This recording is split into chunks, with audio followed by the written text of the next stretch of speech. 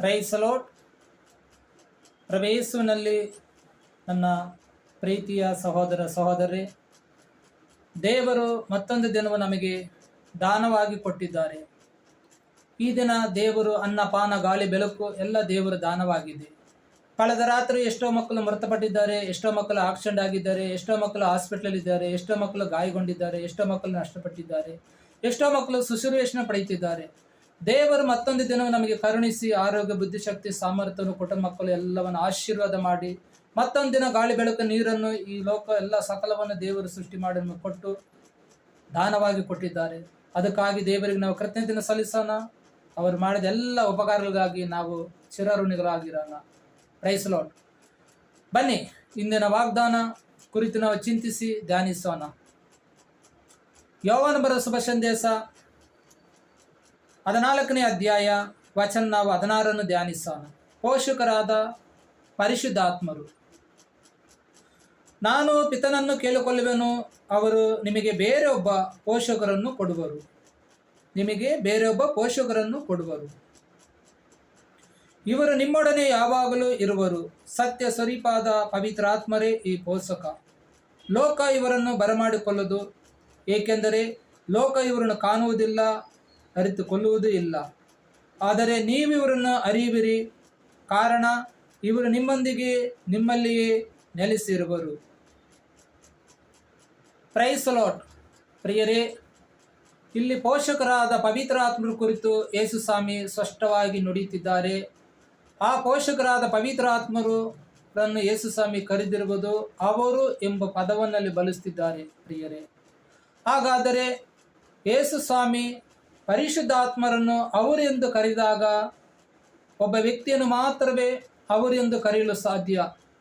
ಈ ಲೋಕದಲ್ಲಿ ನಾವು ಒಬ್ಬ ವ್ಯಕ್ತಿಯನ್ನು ಕುರಿತು ಅವರು ಬಂದು ಹೋದರು, ಈಗ ತಾನೇ ಬಂದು ಹೋದರು, ನಮ್ಮ ಮನೆಗೆ ಬಂದಿದ್ದರು, ದೇವಾಲಯಕ್ಕೆ ಬಂದಿದ್ದರು ಅಂತ ಅವರು ಎಂಬ ಪದವನ್ನು ನಾವು ಈ ಲೋಕದಲ್ಲಿ ಬಳಸುವಂಥದ್ದು ಒಬ್ಬ ವ್ಯಕ್ತಿಯನ್ನು ಕುರಿತು ಇವತ್ತಿನ ಸನ್ನಿವೇಶದಲ್ಲಿ ನಾವು ಬಳಸ್ತಾ ಇದ್ದೀವಿ. ಆ ಪದವನ್ನಾಗಿದೆ ಯೇಸು ಸ್ವಾಮಿ ಅಲ್ಲಿ ಬಳಸ್ತಿರುವುದು.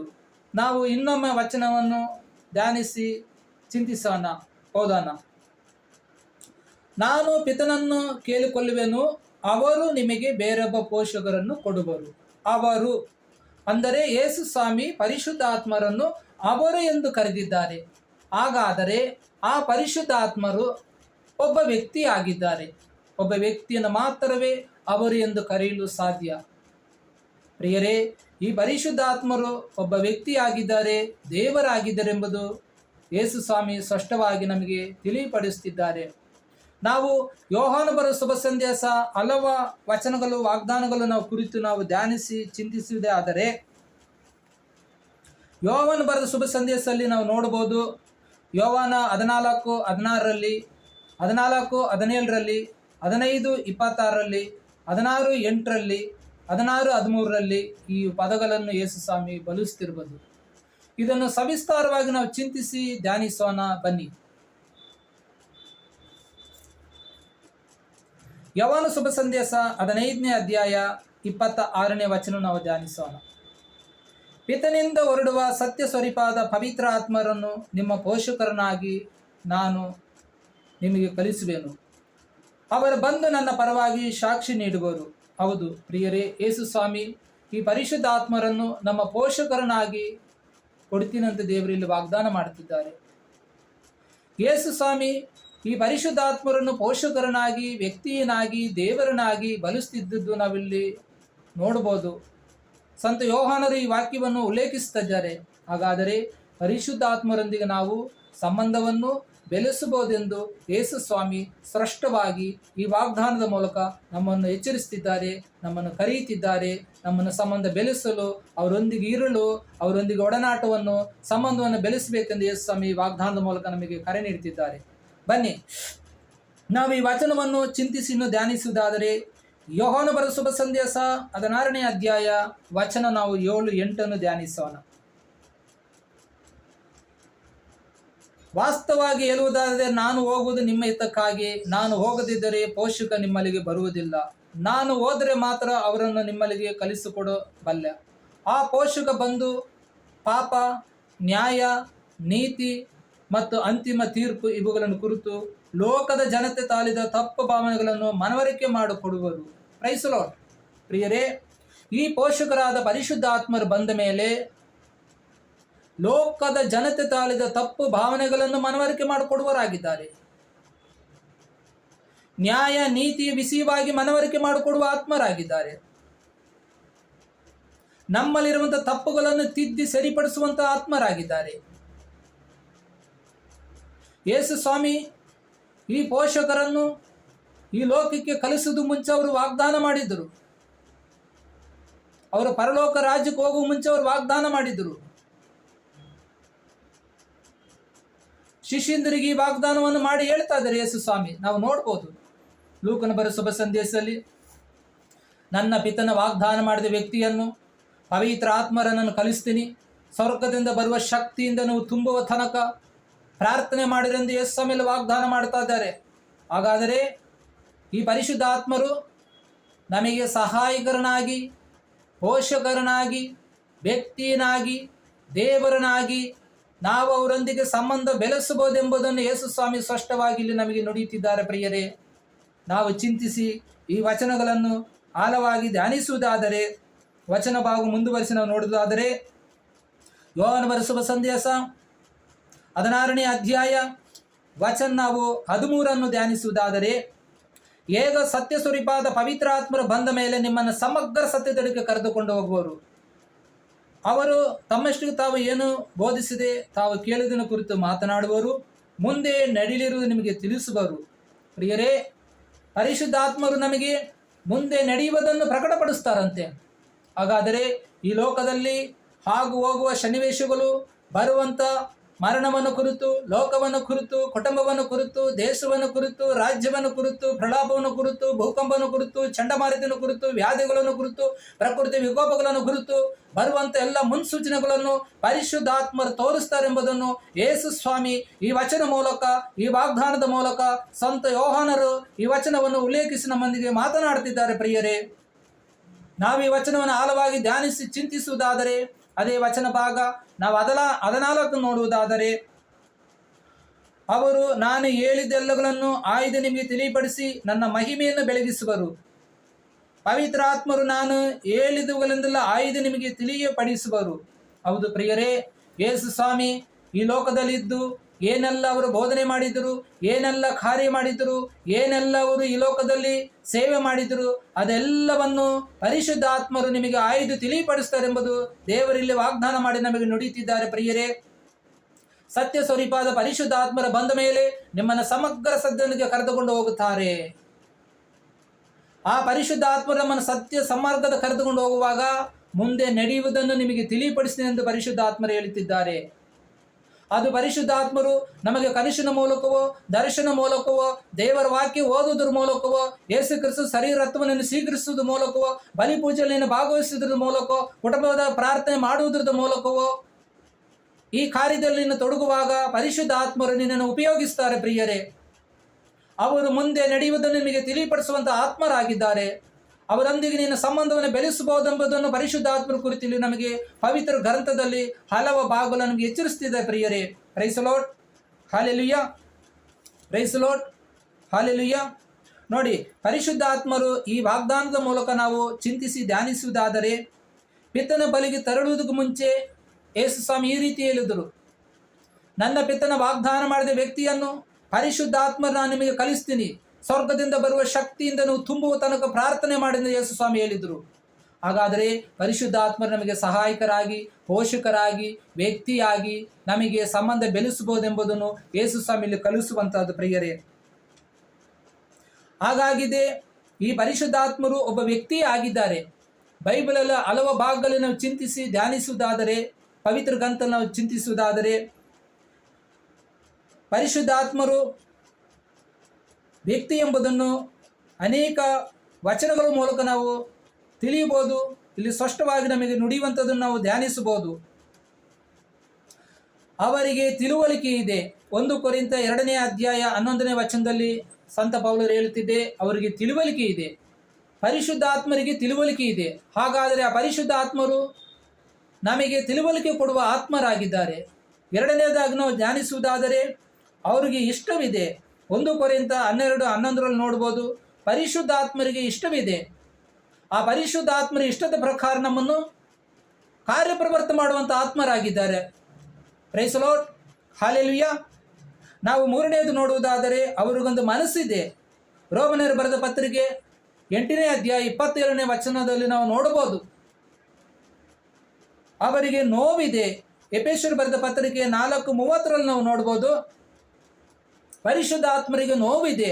ನಮಗೆ ಹೇಗೆ ನೋವಿದೆ, ಇಷ್ಟವಿದೆ, ಮನಸ್ಸಿದೆಯೋ ಹಾಗೆ ಪರಿಶುದ್ಧಾತ್ಮರಿಗೂ ನೋವಿದೆ, ಇಷ್ಟವಿದೆ, ಮನಸ್ಸಿದೆ ಎಂಬುದು ಸಂತ ಪೌಲರು ಈ ವಾಕ್ಯಗಳ ಮೂಲಕ ನಮ್ಮನ್ನು ಎಚ್ಚರಿಸುತ್ತಿದ್ದಾರೆ. ಪ್ರಿಯರೇ, ನಾವು 5ನೇದು ನೋಡುವುದಾದರೆ ಅವರು ಮಾತನಾಡುತ್ತಾರೆ, ಪರಿಶುದ್ಧಾತ್ಮರು ಮಾತನಾಡ್ತಾರೆ. ಪರಿಶುದ್ಧರ ಕಾರ್ಯಕಲಾಪ 13ನೇ ಅಧ್ಯಾಯದಲ್ಲಿ ಬಾನಬರೊಂದಿಗೆ ಮಾತನಾಡಿದರು. ಅಲ್ಲಿ ಹೋಗಬಾರದೆಂದು ಅಲ್ಲಿ ಅವರನ್ನು ತಡೆದು ನಿಲ್ಲಿಸಿದರು ಪರಿಶುದ್ಧಾತ್ಮರು. 13ನೇ ಅಧ್ಯಾಯದಲ್ಲಿ ನಾವು ನೋಡ್ಬೋದು. ಫಿಲಿಪ್ಪನನ್ನು ರಥದ ಜೊತೆಗೆ ನಡೆಯೆಂದು ಪರಿಶುದ್ಧಾತ್ಮರು ಮಾತನಾಡಿದರು. ಆ ರಥದ ಜೊತೆಗೆ ನಡೆದಾಗ ಆ ಕೋಶಾಧಿಕಾರಿಯೊಂದಿಗೆ ಮಾತನಾಡಿ ಅಲ್ಲಿ ಇಳಿದು ದೀಕ್ಷೆಯನ್ನು ಪಡೆದ ಮೇಕೆ ಪರಿಶುದ್ಧಾತ್ಮರು ಫಿಲಿಪ್ಪನನ್ನು ಅಲ್ಲಿಂದ ಎತ್ತುಕೊಂಡು ಹೋಯಿತು. ನೋಡಿ, ಪರಿಶುದ್ಧಾತ್ಮರು ಯಾವುದೇ ರೀತಿಯೆಲ್ಲ ಕಾರ್ಯ ಮಾಡ್ತಿದ್ರು ಎಂಬುದು ನಾವು ನೋಡ್ಬೋದು. ಅವರು ಮಾತನಾಡ್ತಾರೆ, ಅವರು ಎತ್ತುಕೊಂಡು ಹೋಗುತ್ತಾರೆ, ಅವರು ನಮ್ಮನ್ನು ಕರೆದುಕೊಂಡು ಹೋಗುತ್ತಾರೆ, ಅವರು ಮುಂದೆ ಬರುವುದನ್ನು ಪ್ರಕಟಪಡಿಸ್ತಾರೆ ಎಂಬುದನ್ನು ಪವಿತ್ರ ಗ್ರಂಥದಲ್ಲಿ ನಾವು ಸ್ಪಷ್ಟವಾಗಿ ನೋಡ್ತಾ ಇದ್ದೀವಿ. ಪ್ರಿಯರೇ, ಪ್ರೈಸ್ ಲಾರ್ಡ್. ಇನ್ನು ನಾವು 7ನೇದಾಗಿ ಚಿಂತಿಸಿ ನೋಡುವುದಾದರೆ ಅವರು ಮುನ್ನಡೆಸ್ತಾರೆ. ಯೋಹಾನ ಶುಭ ಸಂದೇಶ 16:13 ಪರಿಶುದ್ಧಾತ್ಮರು ನಮ್ಮನ್ನು ಮುನ್ನಡೆಸುವಂಥ ಆತ್ಮರಾಗಿದ್ದಾರೆ. ಅನೇಕ ಪ್ರವಾದಗಳನ್ನು ಮುನ್ನಡೆಸಿದರು. ಆದಿ ಕಾಂಡದಿಂದ ಪ್ರಕಟಣೆ ಗ್ರಂಥದವರೆಗೂ ದೇವರ ಆತ್ಮದ ಮೂಲಕ ಎತ್ತುಕೊಂಡು ಹೋದರು, ದೇವರ ಆತ್ಮದ ಮೂಲಕ ಮಾತನಾಡಿ ಅವರು ಮುನ್ನಡೆಸಿದರು. Price lord. ಇನ್ನು ನಾವು 9ನೇದಾಗಿ ನೋಡುವುದಾದರೆ ಅವರು ನಿರ್ದೇಶಕರಾಗಿದ್ದಾರೆ. 10ನೇದು ನೋಡುವುದಾದರೆ ಅವರು ಪ್ರತಿಭಟಿಸುತ್ತಾರೆ. ಪರಿಶುದ್ಧರ ಕಾರ್ಯಕಲಾಪ 7:51 ಸ್ತೆಫಾನ ಮೇಲೆ ಕಲ್ಲು ಬೀರಿದಾಗ ಪರಿಶುದ್ಧಾತ್ಮರು ಪ್ರತಿಭಟನೆ ಮಾಡಿದ್ರು. ಅಲ್ಲಿ ನೋಡ್ಬೋದು ನಾವು. Praise lord. ಇದು ದೇವರಾತ್ಮ ನಮ್ಮ ಪರವಾಗಿ ಯಾವ ರೀತಿ ಕಾರ್ಯ ಮಾಡ್ತಾರೆ ಎಂಬುದು ಯೇಸು ಸ್ವಾಮಿ ಕಲಿಸಿಕೊಟ್ಟಿದ್ರು. ಇನ್ನು ನಾವು ಮುಂದುವರಿಸಿ ನಾವು ನೋಡುವುದಾದರೆ ಅವರು ಪ್ರಚೋದನೆ ಕೊಡ್ತಾರೆ. 10ನೇದಾಗಿ ಅವರು ನಮಗೆ ಪ್ರಚೋದನೆ ಕೊಡ್ತಾರೆ. 11ನೇದಾಗಿ ಅವರು ಪವಿತ್ರ ಆತ್ಮರು ಮಾತನಾಡುತ್ತಾರೆ. ಪ್ರಿಯರೇ, ಈ ಪರಿಶುದ್ಧ ಆತ್ಮರು ಮಾತನಾಡುವ ಆತ್ಮರಾಗಿದ್ದಾರೆ. ಈ ಪರಿಶುದ್ಧ ಆತ್ಮರು ನಮ್ಮನ್ನು ಮುನ್ನಡೆಸುವ ಆತ್ಮರಾಗಿದ್ದಾರೆ. ಈ ಪರಿಶುದ್ಧ ಆತ್ಮರು ಕಾರ್ಯ ಪ್ರವರ್ತ ಮಾಡುವ ಆತ್ಮರಾಗಿದ್ದಾರೆ. 2 ತಿಮೋಥಿ 1:7 ನಾವು ನೋಡ್ಬೋದು, ನಿನ್ನೊಳಗಿರೋ ಪರಿಶುದ್ಧಾತ್ಮರು ನಿನ್ನನ್ನು ಹೇಡಿಗಳಾಗಿ ಮಾಡುವುದಿಲ್ಲ, ಬದಲಾಗಿ ಕಾರ್ಯ ಪ್ರವರ್ತ ಮಾಡುವಂಥ ಆತ್ಮರಾಗಿದ್ದಾರೆ. ಈ ಆತ್ಮರನ್ನು ಕುರಿತು ಯೇಸು ಸ್ವಾಮಿ ಸ್ಪಷ್ಟವಾಗಿ ಈ ರೀತಿ ನುಡಿದರು. ಅವರು ಎಂಬುದನ್ನು ಯೋಹಾನ ಶುಭ ಸಂದೇಶದಲ್ಲಿ ಹಲವು ವಾಕ್ಯಗಳ ಮೂಲಕ ಅವರು ಎಂಬುದು 12-13 ಸತಿ ಅವರನ್ನು ಅವರು ಎಂದು ಕರೆದಿದ್ದು ಉಲ್ಲೇಖವಾಗಿರುವುದು ನಾವು ಕಾಣುತ್ತೀವಿ. ಪ್ರಿಯರೇ, ಇದೇ ಪರಿಶುದ್ಧಾತ್ಮರನ್ನು ಪವಿತ್ರ ಗ್ರಂಥದಲ್ಲಿ ನಾವು ಯಾವ ರೀತಿ ನೋಯಿಸ್ತೀವಿ ಎಂಬುದನ್ನು ದೇವರ ವಾಕ್ಯ ನಮಗೆ ಎಚ್ಚರಿಸುವಂಥ ಭಾಗಗಳು ಇದೆ. ನಾವು ಚಿಂತಿಸಿ ಈ ಸಮಯದಲ್ಲಿ ಧ್ಯಾನಿಸೋಣ ಬನ್ನಿ. ದೇವರು ಪವಿತ್ರ ಆತ್ಮರನ್ನು ನೋಯಿಸಿದರು. ಎಫೆಸರು ಬರೆದ ಪತ್ರಿಕೆ 4:30 ಪವಿತ್ರಾತ್ಮರನ್ನು ಪ್ರತಿಭಟಿಸಬೇಡ, ಪವಿತ್ರಾತ್ಮರೊಂದಿಗೆ ಸುಳ್ಳಾಡಬೇಡ. ಪರಿಶುದ್ಧರ ಕಾರ್ಯಕಲಾಪ 5:3-5 ನಾವು ನೋಡ್ಬೋದು. ಪವಿತ್ರಾತ್ಮರನ್ನು ಪರೀಕ್ಷಿಸಬೇಡ, ಪವಿತ್ರಾತ್ಮರನ್ನು ದೋಷಿಸಬೇಡ, ಪವಿತ್ರಾತ್ಮಗೆ ಎದುರಾಗಿ ಮಾತನಾಡಬೇಡ. Price lord. ಈ ಭಾಗಗಳು ನಮ್ಮನ್ನು ಎಚ್ಚರಿಸ್ತಿದೆ. ಪರಿಶುದ್ಧಾತ್ಮರು ಸುಳ್ಳಾಡುವುದಾಗಲಿ, ಪರಿಶುದ್ಧಾತ್ಮರಿಗೆ ವಾದ ಮಾಡುವುದಾಗಲಿ, ಪರಿಶುದ್ಧಾತ್ಮರು ತುಂಬಿರುವ ವ್ಯಕ್ತಿಗಳನ್ನು ನೋಯಿಸುವುದಾಗಲಿ. ಈಗ ಪರಿಶುದ್ಧ ಆತ್ಮರು ತುಂಬಿದಂಥ ವ್ಯಕ್ತಿಗಳು ಯಾರಾಗಿರ್ಬೋದು? ಒಂದು ಅಭಿಷಕ್ತದ ಗುರುಗಳಾಗಿರ್ಬೋದು, ಕನ್ಯಾ ಭಗಿನಿಯರಾಗಿರ್ಬೋದು, ದೈವ ಸೇವಕರಾಗಿರ್ಬೋದು, ಪೀಠ ಸೇವಕರಾಗಿರ್ಬೋದು, ದೇವಾಲಯದ ಕಾರ್ಯ ಮಾಡುವವರಾಗಿರ್ಬೋದು, ಇನ್ನಿತರ ಸೇವೆಯಲ್ಲಿರ್ಬೋದು. ಈ ಲೋಕದಲ್ಲಿ ನಾನಾ ರೀತಿಯಲ್ಲಿ ಸೇವೆಯಲ್ಲಿರುವಂಥ ವ್ಯಕ್ತಿಗಳು, ಪರಿಶುದ್ಧಾತ್ಮ ತುಂಬಿರುವಂಥ ವ್ಯಕ್ತಿಗಳನ್ನು ನಾವು ನೋಯಿಸುವಾಗ ಪರಿಶುದ್ಧಾತ್ಮರಿಗೆ ನೋವು ಕೊಡ್ತೀವಿ, ಪರಿಶುದ್ಧಾತ್ಮ ವಿರುದ್ಧವಾಗಿ ಮಾತನಾಡ್ತೀವಿ, ಪರಿಶುದ್ಧಾತ್ಮ ವಿರುದ್ಧವಾಗಿ ಪ್ರತಿಭಟಿಸ್ತೀವಿ. ಪರಿಶುದ್ಧಾತ್ಮರಿಗೆ ನೀವು ಸುಳ್ಳಾಡಬೇಡ ಅಂತ ದೇವರ ವಾಗ್ದಾನ ನುಡಿತಾ ಇದೆ. ಅಲ್ಲಿ ಸ್ತೆಫಾನ ಅನನೀಯನು ಪರಿಶುದ್ಧಾತ್ಮರೊಂದಿಗೆ ಸುಳ್ಳಾಡಿದ್ರಿಂದ ಆ ಕ್ಷಣದಲ್ಲಿ ಸತ್ತಿ ಬಿದ್ದಿತು. ಇಡೀ ಧರ್ಮಸಭೆ ಇದು ನೋಡಿ ಬೆರಗಾದರು. ಪ್ರಿಯರೇ, ಇಲ್ಲಿ ಪರಿಶುದ್ಧಾತ್ಮರು ಯಾವ ರೀತಿ ಕಾರ್ಯ ಮಾಡುತ್ತೆ ಎಂಬುದು ನೋಡ್ಬೋದು. ಹಾಗಾಗಿ ಯೇಸು ಸ್ವಾಮಿ ಈ ಪರಿಶುದ್ಧಾತ್ಮರೊಂದಿಗೆ ನೀನು ಸಂಬಂಧ ಬೆಳೆಸಬಹುದು. ಅವರೊಬ್ಬ ವ್ಯಕ್ತಿಯಾಗಿ, ದೇವರಾಗಿ, ಶಕ್ತಿಯಾಗಿ, ಗಾಳಿಯಾಗಿ, ಬೆಳಕಾಗಿ, ಮಿಂಚಾಗಿ, ಗುಡುಗಾಗಿ ನಮಗೆ ಕೊಟ್ಟಿದ್ದಾರೆ. ಪ್ರಿಯರೇ, ಆ ಪರಿಶುದ್ಧಾತ್ಮ ನಾನಾ ರೀತಿಯಲ್ಲಿ ನಿನ್ನಲ್ಲಿ ಪ್ರವೇಶ ಮಾಡಬಹುದು. ನೀನು ಬೈಬಲ್ ಓದುತ್ತಿರಬೇಕಾದ್ರೆ ದೇವರ ಆತ್ಮ ನಿನ್ನಲ್ಲಿ ಬರ್ಬೋದು.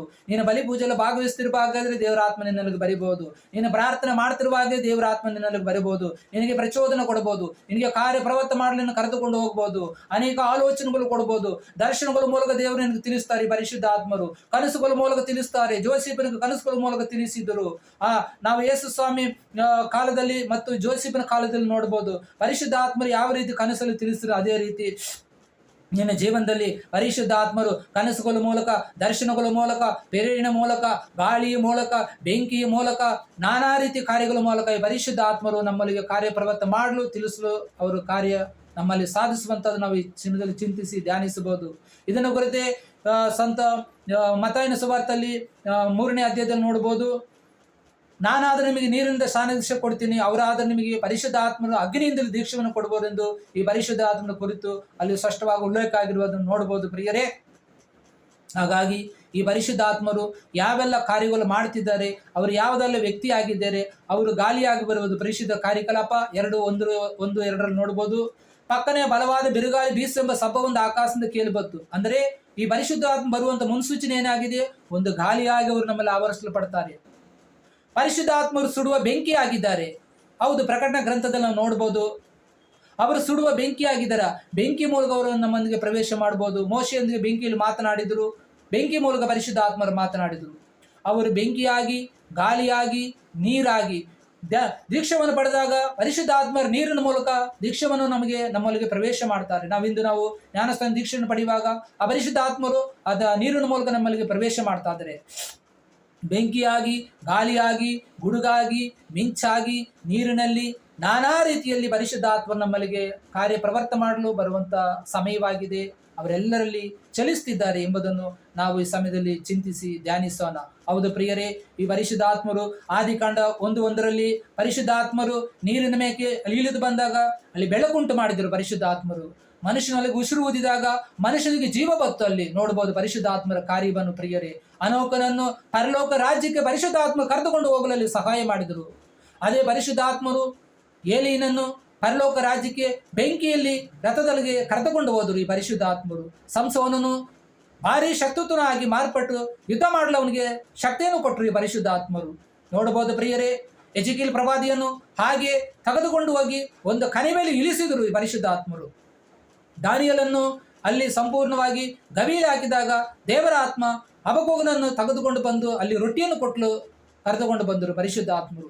ಅದೇ ಎಜಿಕೇಲ್ ಪ್ರವಾದಿ, ನೀನು ಬಯಲು ಪ್ರದೇಶಕ್ಕೆ ಹೋಗು, ನಿನ್ನೊಂದಿಗೆ ನಾನು ಮಾತನಾಡಬೇಕೆಂದು ದೇವರಾತ್ಮ ಅವನಲ್ಲಿ ಹುಕ್ಕಿದಾಗ ಅವನು ಎದ್ದು ನಿಂತುಕೊಂಡನು ಪ್ರಿಯರೇ. ಅದೇ ಪರಿಶುದ್ಧ ಆತ್ಮರು ಆ ಎಜಿಕೇಲನಿಗೆ ದರ್ಶನವನ್ನು ಕೊಟ್ಟು ಆ ಒಂದು ಜ್ವಾಲೆಯನ್ನು ಕಾಲಿಸಿತು. ಆ ಜ್ವಾಲೆ ಆ ಕಡೆ ಈ ಕಡೆ ಚಲಿಸುತ್ತಿದ್ದು ಆತನು ಕಣ್ಣುಗಳಲ್ಲಿ ಕಾಣಲು ಸಾಧ್ಯವಾಯಿತು. ಹಾಗಾಗಿ ಪರಿಶುದ್ಧಾತ್ಮರು ಬೆಂಕಿ ಮೂಲಕ, ಜ್ವಾಲೆ ಮೂಲಕ, ಅಗ್ನಿಯ ಮೂಲಕ, ನೀರಿನ ಮೂಲಕ, ಪ್ರೇರಣೆ ಮೂಲಕ, ಬಿಸಿಯ ಮೂಲಕ, ತಣ್ಣಗು ಮೂಲಕ ದೇಹವನ್ನು ನಾನಾ ರೀತಿಯಲ್ಲಿ ಈ ಪರಿಶುದ್ಧಾತ್ಮರು ನಮ್ಮಲ್ಲಿಗೆ ಪ್ರವೇಶ ಮಾಡುವುದನ್ನು ಪವಿತ್ರ ಗ್ರಂಥದಲ್ಲಿ, ಪ್ರಕಟಣಾ ಗ್ರಂಥದ ಆದಿಕಾಂಡದವರೆಗೆ ನಾವು ಧ್ಯಾನಿಸಿ ಚಿಂತಿಸಿ ನೋಡ್ತಾ ಇದ್ದೀವಿ, ಅನುಭವಿಸ್ತಾ ಇದ್ದೀವಿ. ಮರಿಯಲೊಂದಿಗೆ ಪರಿಶುದ್ಧ ಆತ್ಮರು ಇಳಿದು ಬಂದಾಗ ಅಲ್ಲಿ ಗರ್ಭವು ಉಂಟಾಯಿತು. ಸಂಸೋನಲ್ಲಿ ದೇವರ ಶಕ್ತಿ ಇಳಿದು ಬಂದಾಗ ಯಾವ ರೀತಿ ಆತನ ಶಕ್ತಿಯುತವಾಗಿ ಮಾರ್ಪಟ್ಟರೆಂಬುದು ನಾವು ಚಿಂತಿಸಿ ಧ್ಯಾನಿಸಿದ್ದೀವಿ. ಯೇಸು ಸ್ವಾಮಿ ಕಾಲದಲ್ಲಿ ಪರಿಶುದ್ಧಾತ್ಮರ ಶಕ್ತಿ ಸಂಪೂರ್ಣವಾಗಿ ಅವರು ದೀಕ್ಷೆಯನ್ನು ಪಡೆಯುವಾಗ ಆಕಾಶವು ತೆರೆಯಲ್ಪಟ್ಟಿತು. ಆ ಪರಿಶುದ್ಧಾತ್ಮ ಪಾರಿವಾಳ ರೂಪದಲ್ಲಿ ಇಳಿದು ಬಂದರು. ಪ್ರಿಯರೇ, ನಾವು ಧ್ಯಾನಿಸಿ ಚಿಂತಿಸಬಹುದು. ಈ ಪರಿಶುದ್ಧಾತ್ಮರು ಯಾವುದೆಲ್ಲ ವ್ಯಕ್ತಿಗಳನ್ನು ಮುನ್ನಡೆಸಿದರು, ಧರ್ಮಸಭೆಯನ್ನು, ಪ್ರವಾದಿಗಳನ್ನು, ಪ್ರೇಷಿತರನ್ನು, ಅಧ್ಯಾಪಕರನ್ನು, ಸೇವಕರನ್ನು, ಬೋಧಕರನ್ನು, ಉಪದೇಶಕರನ್ನು, ಧಾರ್ಮಿಕ ಸಹೋದರಗಳನ್ನು ಈ ಪರಿಶುದ್ಧಾತ್ಮರು ಮುನ್ನಡೆಸುವಂಥದ್ದು ಇಂದಿಗೂ ನಾವು ಕಾಣ್ತಾ ಇದ್ದೀವಿ ಪ್ರಿಯರೇ. ಹಾಗಾಗಿ ಯೇಸು ಹೇಳಿದರು, ನಾನು ನಿಮ್ಮನ್ನು ಅನಾಥರನ್ನಾಗಿ ಬಿಟ್ಟು ಹೋಗೋದಿಲ್ಲ. ನನ್ನ ಪಿತನ ವಾಗ್ದಾನ ಮಾಡಿದ ವ್ಯಕ್ತಿಯನ್ನು, ಪರಿಶುದ್ಧ ಆತ್ಮರನ್ನು ಕಲಿಸ್ತೀನಿ, ಸ್ವರ್ಗದಿಂದ ಬರುವ ಶಕ್ತಿಯಿಂದ ನೀವು ತುಂಬುವ ತನಕ ಪ್ರಾರ್ಥನೆ ಮಾಡಿ ಎಂದರು. ಅವರು ಎಂಬುದು ಕರೆದಿದ್ದು ಒಬ್ಬ ವ್ಯಕ್ತಿಯಾಗಿ ಮಾತ್ರ ಕರೆಯಲು ಸಾಧ್ಯ. ಅವರನ್ನು ವ್ಯಕ್ತಿಯಾಗಿ, ದೇವರಾಗಿ ನಮಗೆ ಶಕ್ತಿಯಾಗಿ ಕೊಟ್ಟಿದ್ದಾರೆ. ಅವರು ಯಾವ ರೀತಿಯಲ್ಲಿ ಬೇಕಾದರೂ ಅವರು ಪ್ರವೇಶ ಮಾಡ್ಬೋದು, ಗಾಳಿಯ ಮೂಲಕ ಬರ್ಬೋದು. ಅದಕ್ಕೆ ಯೋಹಾನ ಸಭಾ ಸಂದೇಶ 3:8 ಹೇಳ್ತಿದೆ ಪರಿಶುದ್ಧಾತ್ಮರ ಕುರಿತೆ. ಗಾಳಿ ತನಗೆ ತೋಚಿದ ಕಡೆ ಬೀಸ್ತದೆ, ಚಲಿಸ್ತದೆ, ಆದರೆ ಅದು ಎಲ್ಲಿಂದ ಬರ್ತದೆ, ಎಲ್ಲಿಗೆ ಹೋಗ್ತದೆ ಎಂದು ನಿನಗೆ ತಿಳಿಯುವುದು. ದೇವರಾತ್ಮದಿಂದ ಹುಟ್ಟುವ ಪ್ರತಿಯೊಬ್ಬನು ಅದರಂತೆ ಎಂಬುದು ಯೋಹಾನ ಈ ವಚನವನ್ನು ಉಲ್ಲೇಖ ಮಾಡಿದ್ದು. ಪರಿಶುದ್ಧಾತ್ಮ ನಿನ್ನ ದೇಹ ಗರ್ಭಗುಡಿ ಆಗಿದೆ ಎಂದು 1 ಕೊರಿಂಥ 6:19 ನುಡಿದಿದ್ದು. ಪರಿಶುದ್ಧಾತ್ಮ ನಿನ್ನ ದೇಹವು ದೇವಾಲಯವಾಗಿದೆ ಎಂಬುದನ್ನು 3:16 1 ಕೊರಿಂಥ ನುಡಿದಿದ್ದು. ಪರಿಶುದ್ಧಾತ್ಮ ನಾನಾ ವರಗಳು ಫಲಗಳನ್ನು ಕುರಿತು ಗಲಾತ್ಯರು ಬರೆದ 5ನೇ ಅಧ್ಯಾಯ 22ನೇ ವಚನದಲ್ಲಿ ಸಂತ ಪೌಲರು ಬರೆಯುತ್ತಿದ್ದಾರೆ. ಪವಿತ್ರ ದತ್ತವಾದ ಸತ್ವಗಳು ಯಾವುದಂದರೆ ಪ್ರೀತಿ, ಆನಂದ, ಶಾಂತಿ, ಸಮಾಧಾನ, ಸಹನೆ, ದಯ, ಸದ್ಗುಣ, ಪ್ರಾಮಾಣಿಕತೆ, ಸೌಜನ್ಯ, ಸಂಯಮ. ಇವುಗಳೆಲ್ಲ ಪರಿಶುದ್ಧ ಆತ್ಮರು ಫಲಗಳಾಗಿದೆ. ನಿನ್ನೊಳಗೆ ಪರಿಶುದ್ಧ ಆತ್ಮನ ಫಲಗಳು ಇಲ್ಲದಿದ್ದರೆ ಕಾರ್ಯ ಮಾಡಲು ಸಾಧ್ಯವಿಲ್ಲ. ಶಾಂತವಾಗಿರಲು ಸಾಧ್ಯವಿಲ್ಲ, ಪ್ರೀತಿಯನ್ನು ನುಡಿಯಲು ಸಾಧ್ಯವಿಲ್ಲ, ಕ್ಷಮಿಸಲು ಸಾಧ್ಯವಿಲ್ಲ, ಕ್ಷಮೆ ಕೊಡಲು ಸಾಧ್ಯವಿಲ್ಲ. ಈ ಪರಿಶುದ್ಧ ಆತ್ಮ ಮುತ್ತುಗಳು ನಮ್ಮಲ್ಲಿ ತುಂಬಬೇಕೆಂದು ಸಂತ ಪೌಲರು ಗಲಾತ್ಯರು ಬರೆದ ಪತ್ರದಲ್ಲಿ ಈ ರೀತಿ ಬರೀತಾರೆ. 1 ಕೊರಿಂಥ 12 ನಾವು 8ರಿಂದ 11 ಧ್ಯಾನಿಸುವುದೇ ಪರಿಶುದ್ಧ ಆತ್ಮ ಹೊರಗೊಳ್ಳಬೇಕೆಂಬುದು ಸಂತ ಪೌಲರಲ್ಲಿ ನುಡಿಯುತ್ತಿದ್ದಾರೆ. ಒಬ್ಬನಿಗೆ ಜ್ಞಾನೋಕ್ತಿ, ಒಬ್ಬನಿಗೆ ವಿದ್ಯುಕ್ತಿ, ಇನ್ನೊಬ್ಬನಿಗೆ ಅಗಾಧ ವಿಶ್ವಾಸ, ಇನ್ನೊಬ್ಬನಿಗೆ ಸ್ವಸ್ಥ ನೀಡುವ ವರ, ಇನ್ನೊಬ್ಬನಿಗೆ ಪ್ರವಾದನೆ ಮಾಡುವ ಪ್ರತಿಭೆ, ಇನ್ನೊಬ್ಬನಿಗೆ ಪವಾಡಗಳಿಸುವ ಪರಾಕ್ರಮ, ಇನ್ನೊಬ್ಬನಿಗೆ ಸತ್ಯ ವಿವೇಚಿಸುವ ಜ್ಞಾನ, ಇನ್ನೊಬ್ಬನಿಗೆ ವಿವಿಧ ಭಾಷೆಗಳಾಡುವ ಸಾಮರ್ಥ್ಯ, ಇನ್ನೊಬ್ಬರಿಗೆ ಅವುಗಳನ್ನು ಅರ್ಥೈಸುವ ಅರಿವನ್ನು. ಇವೆಲ್ಲ ಕೊಡುವಂಥದ್ದು ಪರಿಶುದ್ಧ ಆತ್ಮರಾಗಿದ್ದಾರೆ. ಅದಕ್ಕೆ ಯೇಸು ಸ್ವಾಮಿ ಸ್ವರ್ಗಾರನು ಮುಂಚೆ ನಾನು ನಿಮ್ಮನ್ನು ಅನಾಥನಾಗಿ ನಿಸ್ಸಹಾಯಕನಾಗಿ ಬಿಟ್ಟು ಹೋಗೋದಿಲ್ಲ, ಪೋಷಕರಾದ ಪರಿಶುದ್ಧ ಆತ್ಮರನ್ನು ಕೊಡ್ತೀನಿ. ಆ ಪೋಷಕರಾದ ಪವಿತ್ರ ಆತ್ಮ ಬಂದ ಮೇಲೆ ಎಲ್ಲ ವರಗಳಿಂದಲೂ ಫಲಗಳಿಂದಲೂ ನಿಮ್ಮನ್ನು ತುಂಬುವುದು, ಮುನ್ನಡೆಸುವರು. ನಾನು ಎಲ್ಲ ಮಾಡಿಬಿಟ್ಟಿದ್ದ ಕಾರ್ಯಗಳನ್ನು ಅವರು ನಿಮಗೆ ತೋರಿಸಿಕೊಡುವರೆಂಬುದನ್ನು ಯೇಸು ಸ್ವಾಮಿ ಕುರಿತು ನಮಗೆ ತಿಳಿಸಿದ್ರು. ಪ್ರಿಯರೇ, ಆ ಪರಿಶುದ್ಧ ಆತ್ಮರು ನಮ್ಮಲ್ಲಿ ಬಂದಾಗ ನಮ್ಮ ಜೀವನವು ಪರಿಶುದ್ಧ ಆತ್ಮರ ಮಾರ್ಗದರ್ಶಿ ಆಗಿರಬೇಕು ಎಂದು, ನಿನ್ನ ಜೀವನವು ಪರಿಶುದ್ಧ ಆತ್ಮರ ಮಾರ್ಗದರ್ಶಿ ಆಗಿರಬೇಕೆಂದು ಗಲಾತ್ಯರು ಬರೆದ 5:25 ಸಂತ ಪೌಲರು ನುಡಿದರು. ಮದ್ಯಪಾನ ಮಾಡಿ ಮರ್ತರಾಗಬೇಡ, ಅದು ಪಾಪ ಕೃತ್ಯಗಳಿಗೆ ಎಡೆಮಾಡ್ತದೆ. ಅದಕ್ಕೆ ಬದಲಾಗಿ ಪವಿತ್ರ ಆತ್ಮದ ಭರಿತರಾಗಿ ಪವಿತ್ರ ಆತ್ಮದ ತುಂಬಬೇಕೆಂದು ಸಂತ ಪೌಲರು ಎಫೆಸರು ಬರೆದ ಪತ್ರಿಕೆ 5:18 ಈ ರೀತಿ ಹೇಳಿದರು. ಹಾಗಾಗಿ ಪ್ರಿಯರೇ, ಈ ಪರಿಶುದ್ಧ ಆತ್ಮರು ಯಾವೆಲ್ಲ ನಮ್ಮನ್ನು ಮುನ್ನಡೆಸ್ತದೆ, ಯಾವೆಲ್ಲ ನಮ್ಮ ಕಾರ್ಯ ಪ್ರವರ್ತ ಮಾಡ್ತಾ ನೋಡ್ಬೋದು. ಈ ಪರಿಶುದ್ಧ ಆತ್ಮ ನಮ್ಮಲ್ಲಿ ಮುದ್ರೆ ಒತ್ತುತ್ತಾರೆ. ಈ ಪರಿಶುದ್ಧ ಆತ್ಮ ನಮ್ಮನ್ನು ಕಾರ್ಯ ಪ್ರವರ್ತ ಮಾಡಲು ಕರೆದುಕೊಂಡು ಹೋಗ್ತಾರೆ. ಈ ಪರಿಶುದ್ಧ ಆತ್ಮರು ನಮ್ಮನ್ನು ಯೇಸುವಿನ ಸೇವೆ ಮಾಡಲು, ಈ ಲೋಕದಲ್ಲಿ ದೇವರ ಇಚ್ಛೆಯನ್ನು ಜೀವಿಸಲಂತ ನಮ್ಮನ್ನು ಮುನ್ನಡೆಸಲು ನಮ್ಮನ್ನು ಕರೆದುಕೊಂಡು ಹೋಗುವ ಆತ್ಮರಾಗಿದ್ದಾರೆ. ಬನ್ನಿ, ಇಂದಿನ ವಾಗ್ದಾನ ಕುರಿತು ಕಣ್ಣುಗಳನ್ನು ಮುಚ್ಚೋಣ, ನಾವು ಧ್ಯಾನಿಸೋಣ. ಹೌದು, ಪರಿಶುದ್ಧ ಆತ್ಮರೇ, ಇದೋ ನೀವು ಗಾಳಿಯಾಗಿ, ಬೆಂಕಿಯಾಗಿ, ಗುಡುಗಾಗಿ, ಅಗ್ನಿಯಾಗಿ, ನೀರಾಗಿ, ಪಾರಿವಾಳ ರೂಪದಲ್ಲಿ ಆಗಿ, ನಾನಾ ರೀತಿಯಲ್ಲಿ ಪರಿಶುದ್ಧ ಆತ್ಮರು ಪ್ರವೇಶ ಮಾಡದಂತೆ ನಮ್ಮಲ್ಲಿ ಸ್ವಾಮಿ ನೀವು ಪ್ರವೇಶ ಮಾಡುವಾಗಿದ್ದೀರಿ. ಇದೋ ನಿಮ್ಮ ಇಚ್ಛೆಗೆ ಸಂಪೂರ್ಣವಾಗಿ ನಿಮ್ಮ ಹತೋಟಿಗೆ ನಮ್ಮನ್ನು ತೆಗೆದುಕೊಂಡು ನಿಮ್ಮ ಆತ್ಮರಿಂದ ನಮ್ಮ ತುಂಬಿ ನಮ್ಮ ಎಲ್ಲವನ್ನು, ನಮ್ಮ ದೇಶವನ್ನು, ರಾಜ್ಯವನ್ನು, ಜನಾಂಗಗಳನ್ನು, ಎಲ್ಲ ವಿಶ್ವದಾದಂಥ ಎಲ್ಲ ಮಕ್ಕಳನ್ನು ದೇವರ ಆತ್ಮದಿಂದ ಮುನ್ನಡೆಸಬೇಕೆಂದು ಈ ಸಮಯದಲ್ಲಿ ಎಲ್ಲ ನಿಮಗೆ ಸರೆಂಡರ್ ಮಾಡ್ತೀವಿ. ನನ್ನಲ್ಲಿ ಏನಿಲ್ಲ ಸ್ವಾಮಿ, ನಾನು ಜೀರೋ ಆಗಿದ್ದೀನಿ. ನಿಮ್ಮ ಆತ್ಮರ ಮೂಲಕ ಎಲ್ಲ ನಮ್ಮನ್ನು ತುಂಬಿಸಬೇಕೆಂದು ಯೇಸುವಿನ ನಾಮದಲ್ಲಿ ಪ್ರಾರ್ಥಿಸೋಣ. ಆಮೇನ್. Praise the lord.